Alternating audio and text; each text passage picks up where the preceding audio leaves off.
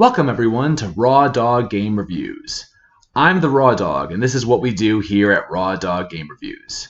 I'm going to review a game I recently played. But here's the catch. There's no script and no editing. I'm just going to ramble on my review for the game, off the top of my head, off the cuff if you will. Now that that's out of the way, let's get to it, and let's go in Raw Dog. Okay, today we're talking about Tales of Arise. It's a really good JRPG game. Although maybe I shouldn't say really good. Okay, let me start off by saying that I beat this game a while back. Honestly, pretty close to when it came out, maybe a couple months after it came out. I played JRPGs pretty slow. Anyway, point of the matter is, I played it a while back. But the DLC recently came out, Beyond Dawn, I think it was called. And yeah, I just finished playing that, so I figured it was a good time to do a review on the whole thing. And I also want to say at the beginning that I am a very big Tales of series fan. I love the Tales of series. They are possibly my favorite JRPGs of all time, although my favorite JRPG of all time is Final Fantasy VII. So I would say that I wouldn't say that I like the Final Fantasy series better, because I mean some of the Final Fantasy series aren't as good. But then again, some of them are definitely better. And the gameplay for the Tales of is different. So I would say they're just different kinds of JRPGs. They both hold a special place in my heart. Anyway, to go on, I started out with Tales of Symphonia, and then I went back for Tales of Fantasia, and I've played every single Tales game that was released in North America since that point. And I tried to get to a few of the back ones too. Like I said, I went back for Tales of Fantasia. Because I had a Game Boy Advance release. But besides that, I honestly couldn't go back for too many that were before that. But anyway, yeah, I've played a lot of Tales of games, and I love them. So anyway, to go back to the point here, Tales of Arise, the newest of the Tales of series. It's okay. That's my point. It's okay. It's not great. It's not bad. Honestly, I expected a lot more from it, and I was kind of disappointed. And we'll go into why, obviously. But yeah, I was honestly disappointed. I really expected it to be a better Tales of game. I love these games, and I expected more from it, and I was kind of let down. But let's get into the nitty gritty here. To get started off, graphics. The graphics are good. The graphics are pretty standard. They look anime. They're nice. They're clean. They're smooth. They're really good. They just feel good. Yeah, I mean, it's not gonna blow you away. I've said this with other games like other anime games like Naruto, the One Piece.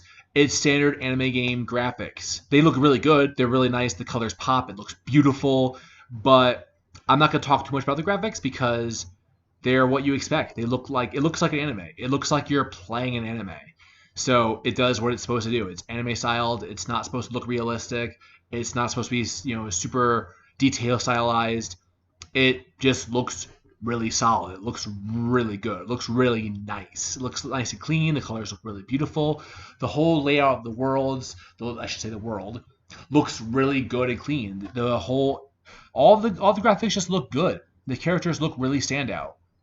I would say that they could have done more with it, in my opinion. Like, we've had a lot of advances in hair and things like that. In games like The Last of Us and stuff, you can see the hair move on the characters and things like that. And yeah, it's anime, so I mean stylized, but still, like the hair is very static. It's very blocky and very static. It looks like a clump of hair. It doesn't look like it could be realistic in any way, shape, or form. Even just like real anime hair, it just looks like a clump of polygon hair. But anyway, that's just my personal quirk about the hair in games and anime games in general. But anyway, point of the matter is the graphics look really solid, look really good. Definitely a high point of the game. It looks beautiful. But to move on to the more interesting things, let's go talk about the story. The story. Oh, where to begin? It's Tales of Symphonia, which actually means I should like it, but I don't, because it's Tales of Symphonia. So, yeah, basically, one of the things I've noticed about the Tales of series, which kind of bothers me, is that they like to do the same story again and again and again. So, Tales of Symphonia is technically a prequel to Tales of Phantasia, but obviously it was made a lot later. Phantasia was the first game they made. But because of that, the stories are very similar. The Symphonia is very, very similar to Phantasia, and vice versa, obviously. But then also you have Tales of... I'm mad at myself for forgetting it. It's not Graces.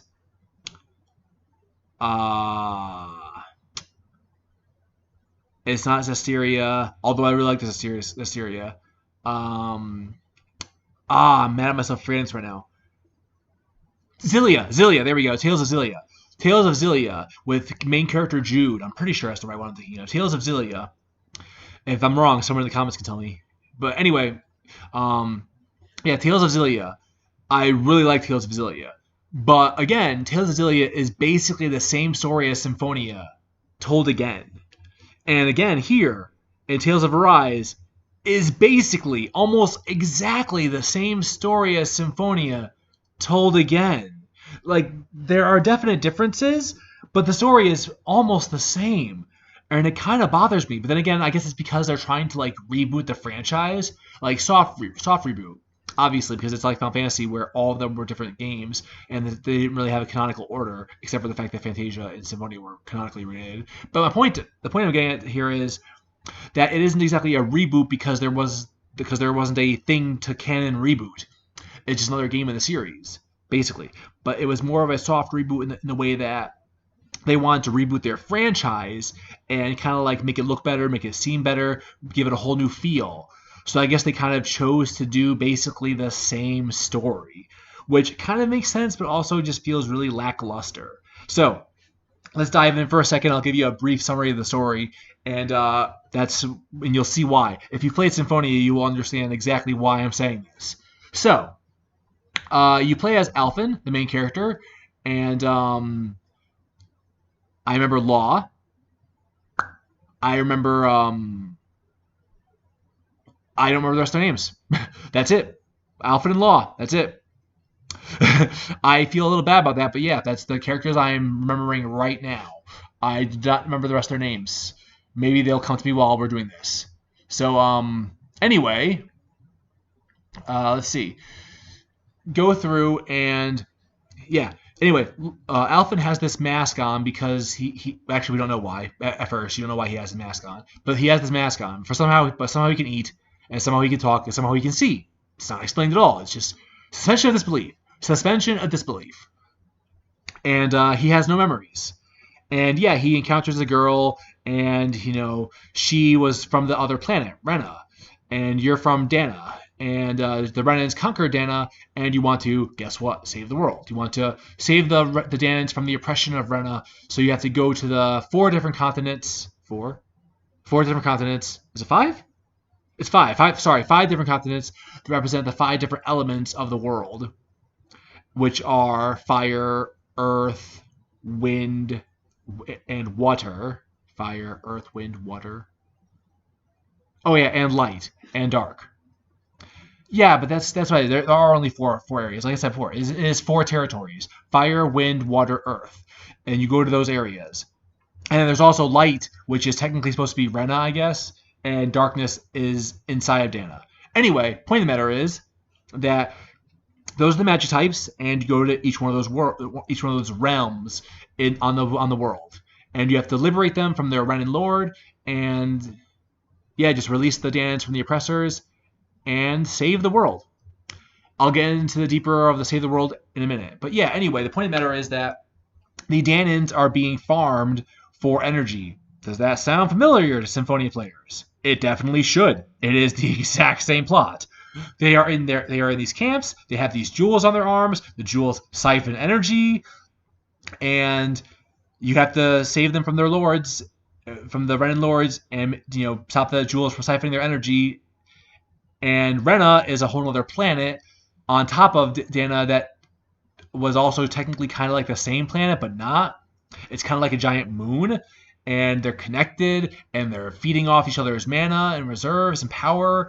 And when you finish it, the 2 worlds join together to become one, because you end up fighting a giant astral mana sentient mana that is technically like a god controlling Rena, controlling the people of Rena, which weren't actually people. They were these. Well, actually, I shouldn't say that. They're still sentient creatures. They're kind of like people.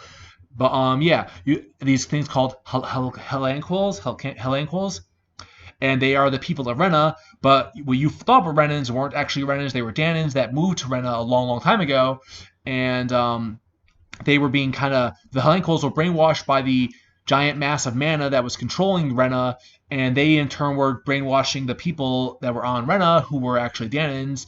And the plot is just very confusing, but it boils down to the fact that the Renans were using farms to farm energy to power the world of Rena from Danans through a gem on their hands, and Rena was another world, and when you defeat the giant, sentient mass of mana, the worlds combine into each other to form one world together that has all the elements and everything.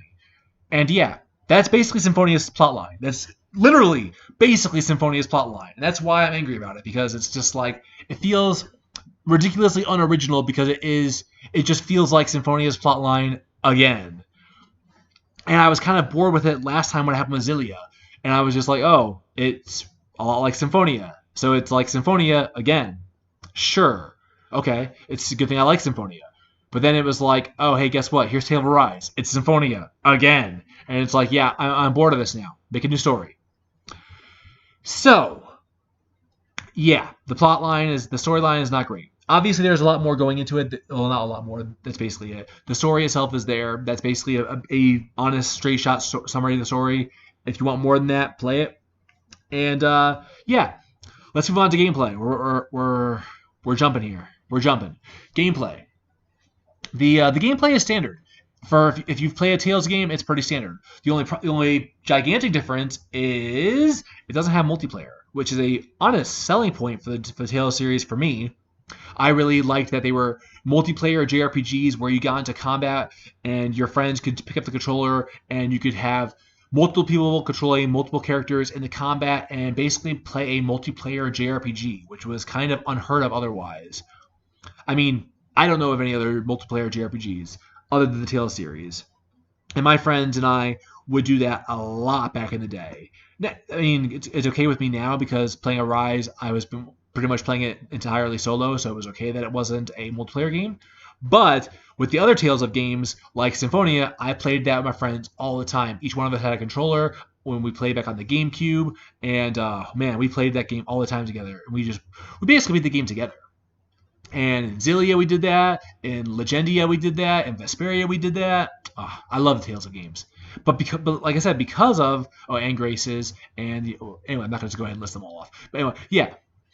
I like the Tales of series because they have multiplayer. So I was really sad the multiplayer was not in this game. But then again, I also had no one to play with now. So it kind of worked out. But I was sad that it wasn't an addition in the game, period. Anyway, so the game itself is really good, though. The gameplay is by far beautiful and the best part of the game. The gameplay is it's definitely a step up from the standard Tales of JRPG. Is exactly what you expect. Real-time combat. You can dodge around. You can dodge enemy attacks. If you perfect dodge, you can do a counter edge thing where you flash behind the enemy and to attack them for critical damage. And it's really cool. You can break their stance, making them stagger. The game just feels really good. It feels really smooth. It feels really tight. I love it. Alphen controls so well. It's really awkward that he doesn't actually use two swords because he has two swords, and yeah, it kind of bummed me because I love Symphonia and I love Lloyd Irving and I love people that wield two swords. It's kind of a favorite kind of thing of me. And yeah, I was kind of sad that he did not actually wield two swords for pretty much the entire game. Except for when you have the DLC and get to have the Sword Art Online characters come in and do a mystic art with you. Then Alphen will take up the two swords and go ridiculously ham on the enemy for one mystic art and wield two swords like the awesome character he is. But anyway, to get back to that, the gameplay is just good. The combos flow really nicely. I would say one thing that I don't like is that I prefer the Tales of series when they have like an MP bar and a TP bar, something like that, where your skills take TP and you can moderate your skills like that. I don't that's my more favored series lineup. I'm not a big fan of when you could just spam the attacks all willy-nilly and they take like an attack point, and you have a certain amount of attack points you can use per no, not even per. You could just use them, and you have to wait for them to recharge in combat, and it takes a couple seconds for them to recharge. So I'm not the biggest fan of that because you can honestly just spam attacks forever. You spam their big attacks, and it makes the game feel kind of lackluster with combos. But this game solves that problem with one really awesome thing. And that awesome thing is the giant finish art. I'm going to call them finish arts. I forgot. Well, they're called Unity arts. Anyway, these big Unity finish arts. Basically, if you build up a high enough combo on an enemy, they get into a broken Unity state where you can basically call on one of your other teammates and do a big combo attack on them, which will automatically kill them and do a bunch of damage to the rest of the enemies on the screen. And that is so big, flashy anime, and I love it. I love it. I can't express enough how much I love it. I have to say that is the reason I kept playing this game. Because there were some reasons that I honestly got kind of annoyed with this game. I have a small love-hate relationship with part of it. I'll get to that in a minute. But anyway, yeah, these Unity attacks were the biggest highlight of the game for me because they made every single combat so fun and so awesome to look at and in such a good time.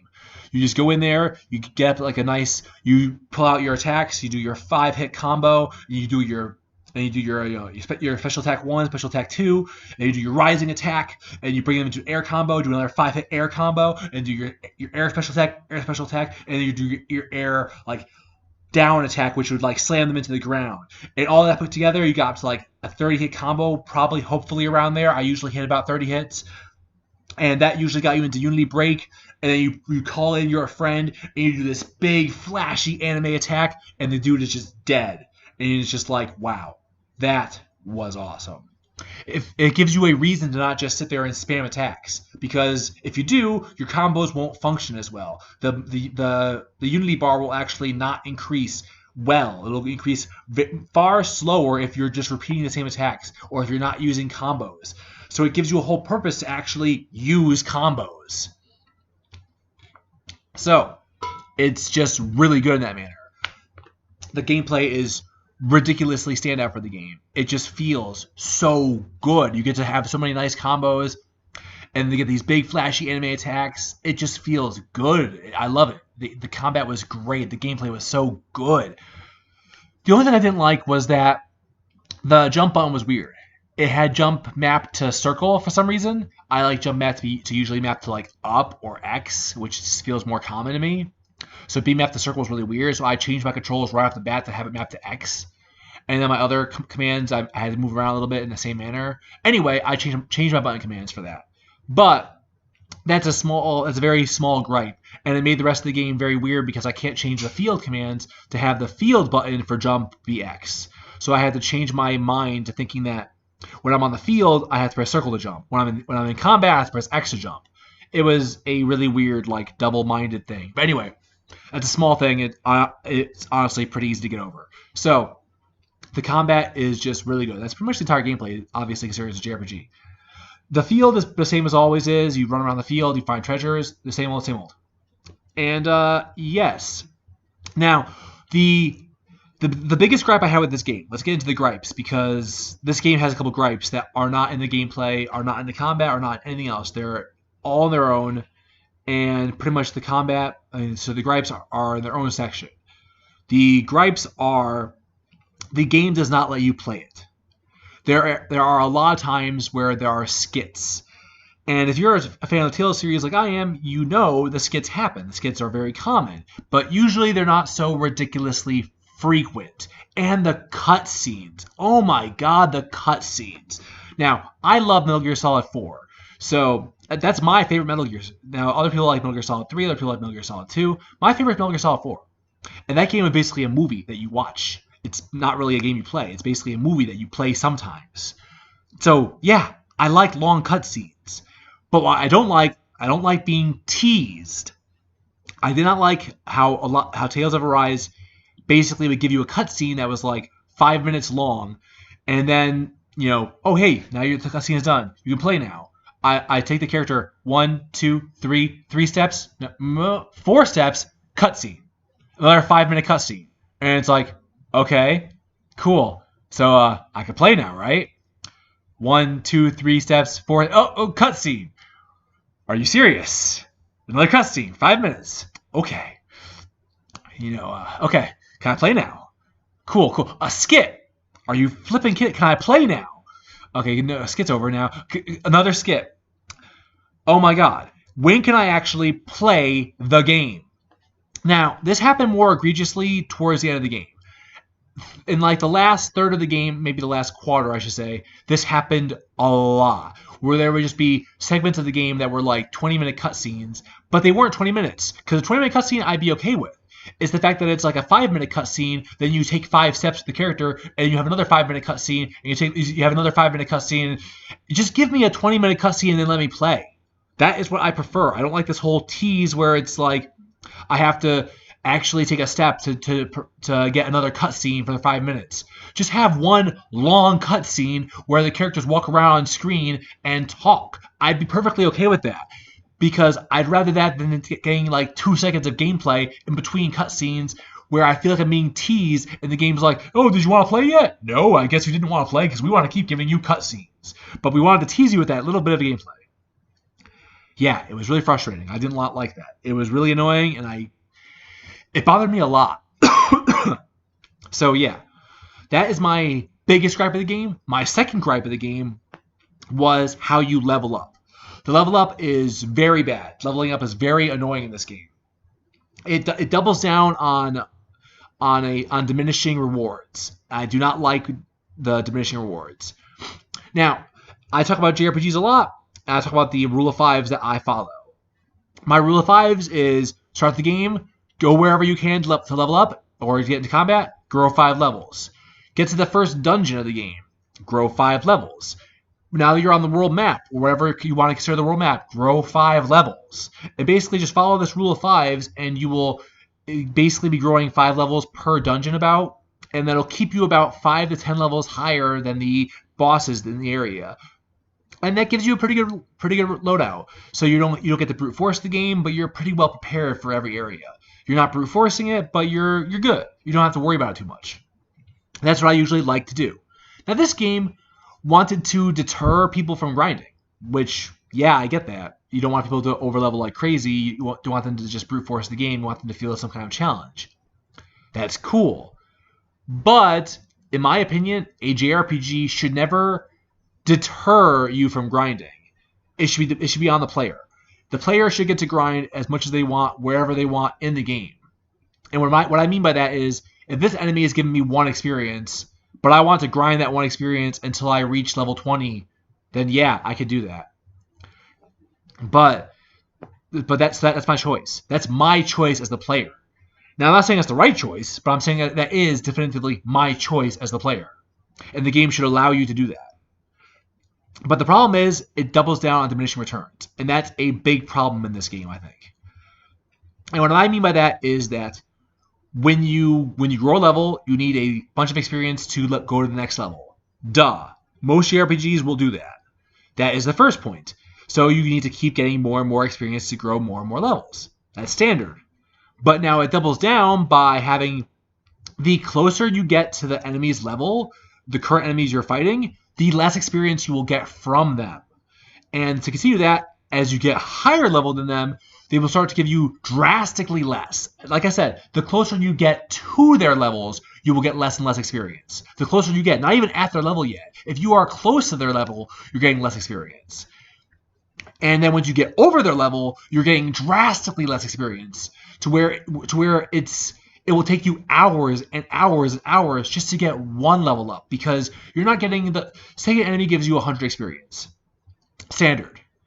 Well, now that you're close to their level, they give you 75. Now that you've hit their level, they give you 50. Now that you're over their level, they give you 20. And now that you got another level over, they give you 10.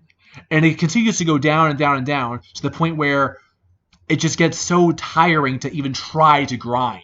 And I feel like that's just hurtful to the player. If I want to grind, I should be allowed to grind. I get that the game might want to give you more challenge, but the game shouldn't be the one that controls that in my manner of speaking. If I want to grind, it should be my decision, and I should just be able to grind. I shouldn't have to face so many diminishing rewards. That bothered me so much. So, with those two things, I had a small love-hate relationship with this game, and it made getting through the end of it and getting through the DLC honestly a chore. This video is going to be a little longer than I'd like them to normally be, but I'm going to continue. So, the DLC, to go into one little thing further, I did not like how the DLC story continued itself. The DLC story was honestly just bad. Like I said, I already didn't like the plot, the story of the first game, of the game itself. The DLC Beyond Dawn was just not good. What it was here's a new character going through the same problems of social anxiety as one of the other main characters in the game. So help her solve the main social anxiety problems you already helped the other character solve. So again, we're just repeating. I don't really understand why this game loves to repeat itself and to repeat the series. It's literally the exact same, even where the characters are saying, I had these problems too. I felt like this, but you helped me through these problems. So we can also help her through these problems. The game even tells you, we've done this already. It's just, why? Then why are we doing it again? Couldn't you come with a better plot than just rehashing the same plot again? And then the worst thing happens with the DLC. The DLC is a separate game. It technically runs off a separate engine. And what I mean by that is you don't carry your save file over. If you were level 99 in the main storyline and you load up the DLC plops you back to level 75. And you are now level 75, or no, level 70, for the remainder for the DLC's beginning, and you have to level up again. And if you had the Sword Art Online DLC, which I did have, you have to redo the Sword Art Online DLC quest like you didn't complete it before. Basically, it runs like it's a whole new game, which is just frustrating. It runs like you haven't played the original game, which makes it such a frustrating piece of annoyance that if you actually spend the time to grind out the original game, you don't get to bring that over. And vice versa. If you wanted to go back to the other game, the original without the DLC, you can't bring your character's levels over. So, first of all, I did not grind for level 99 because I told you I didn't like the leveling up system. So I did not grind that high. But if I wanted to go back to the original game, I could not bring my now 93 level characters over to the original game. I have to just play the DLC because it doesn't work that way. They're technically separate games. It doesn't work. Like, your characters don't actually carry over. And that just, it feels so dumb. It feels like it's just taking away the things you did in the game and making you, seriously, like I said, redo the game. It feels like it's a just hurtful thing to the player. And that was just atrocious in my opinion. So, there were a lot of things wrong with this game. But the gameplay is good. The graphics are good. The story, while being a repeat, is still good. And the giant flashy anime attacks with the Mystic Arts and the Unity Arts just look awesome. So, do I recommend this game? Yeah, I do. The game is awesome. It's great. I loved it. I definitely had some gripes. And I'm going to close up here. But, I mean, I definitely had gripes. But the gripes did not stop me from enjoying this game. I sat through it. I sat through all the skits, sat through all the cutscenes, although I did start skipping over a lot of side quests where I would just smash the crap out of my X button and just skip. I don't want to listen to you talk. Skip to the side quests because side quests were not important. And they weren't voiced. They were just not important. Oh, yeah, the voice acting is weird. I played the game in English. I sometimes play them in Japanese, but I decided to play this one in English. And the move Resurrection says Resuscitation. And there's another move with healing. The character says Resurrection. It's like they made a giant mistake there, and they never fixed it. In the DLC, they still didn't fix it. So, I mean, sure, giant mistakes, but whatever. Anyway, like I said, it does not deter from the game. The game is still good. It's a standout JRPG. It's a standout Tales of game. The combat feels great. The gameplay feels really good. The techniques and the Mystic Arts all look beautiful, flashy, anime glory. And they're just great fun to see happen on the screen.